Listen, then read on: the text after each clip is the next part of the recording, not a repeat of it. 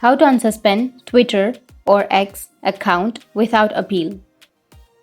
So if you want to unsuspend Twitter or X account without appeal, then first you need to open up your Google or your browser, and here you need to search for Twitter or X Help Center. Once you've searched, now you can just simply scroll down and you may have Contact Us option. You can go with Contact Us, or you can just simply go with the X support team. Now once you go with Contact Us, you'll get to this kind of interface. You need to go with the first option, which is Logged and Suspended Account Issues. And here you need to search for Appeal a Logged or Suspended Account, and you will have this kind of interface.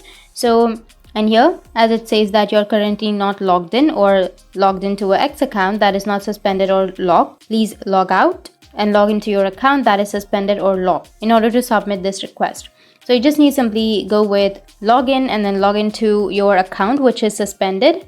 And after that, you can appeal a logged or suspended account request. So that's how you can unsuspend your Twitter X account. And if you have any questions, feel free to comment below. Thanks for watching.